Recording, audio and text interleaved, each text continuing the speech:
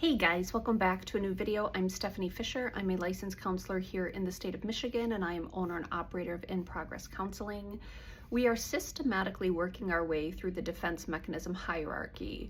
And at the base, kind of those order one, most immature defenses, we would think of them kind of like at the bottom of the pyramid, and then we're going to work kind of going in ascending order. And so today's video brings us into the first few features of order 2.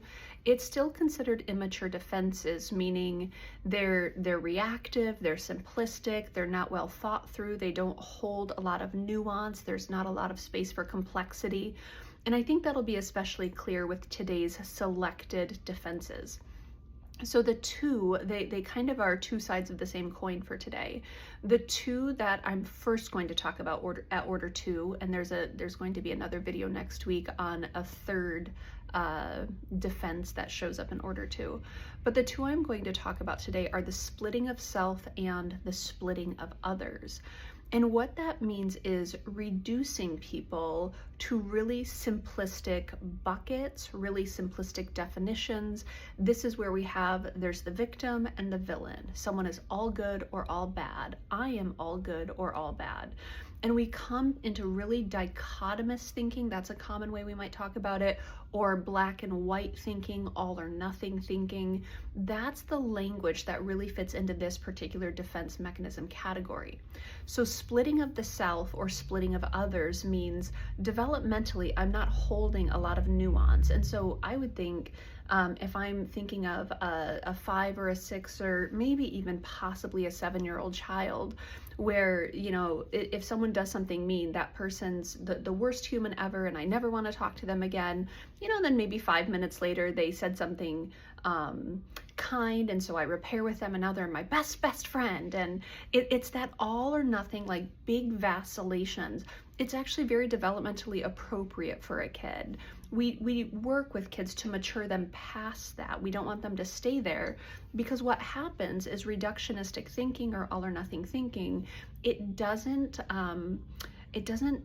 inventory the multifaceted complexity of human experience and human behavior. So let's say in this reductionistic thinking, this dichotomy that's been created about me, let's say I've done something when I was 21 or 22, and now at 39, someone still has the same opinion of me, and they have put me into this category of I'm all bad. It's like, well, it is possible that I still walk around as a perpetual villain, if that's the interpretation of what happened when I was 22.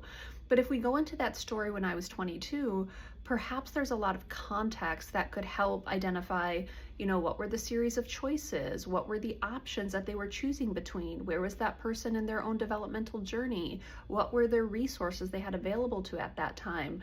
How did they perceive themselves? What were their goals and objectives? There's so many things that inform the story. And then to add to it, I'm not 22 anymore. I'm 39, almost 40. That's a whole lifetime later, right? And so it's like, am I still that same person? Can I even be reduced to that storyline from when I was 22? But even at 22, could I be reduced into all good or all bad? Well, not typically, not really. So we do want to be very careful about holding complexity and nuance when we're talking about people and their stories, how I talk about myself and how I talk about other people. When we use all or nothing thinking, someone is all good or all bad, that is a signal that developmentally something's going on in the retelling of that story that's pretty immature. And so we could use really polemic examples, and someone can say, well, Steph, what about Hitler? Well, why is that the data point for proving that we're complex people, or that people shouldn't be reduced to all good or all bad? I'm not sure how taking, radical stories and using that as the evidence is a really appropriate move. That actually feels pretty dichotomous. That's like trying to, what do they call it? The straw man argument, or I think that's the one. But the point being, there's complexity and there's nuance in your story. There's complexity and nuance in my story. There's complexity and nuance in the story. If I have an arch nemesis, there's complexity and nuance there. They might give generously in some ways and be miserly in other ways. And if I, Stephanie, want to be a well-balanced, mentally healthy human, I'm going to have to inventory the complexity. That's what it looks like. So to reduce people to all or nothing, whether I'm doing that about myself, I did something good today, look, I'm a saint. I did something awful, it's my fatal flaw, and I'll just always be awful. Well, that's not really what's evident when we peel back the layers and we learn someone's story and we look at their options and we look at, their growth over time. That shouldn't be how we're telling stories about others and how we're telling stories about ourselves. We would call that a defense mechanism. And if I were working with someone, it'd be like, tell me more about why it's important for you to see them as the villain, as only the villain. Tell me why it's so important for you to see yourself as only the villain. You're awful. You can be reduced to your flaws. Let's talk more about that. That feels important that you're seeing yourself that way, because I think we might be able to develop some complexity together. So we look at the defenses and we look at them through a maturation lens. At least that's the way I would use them clinically, and say, I think we need to work on some complexity here. It feels too simple. It feels like you're splitting things. It feels like it's all good, all bad, and we definitely don't want to stay there.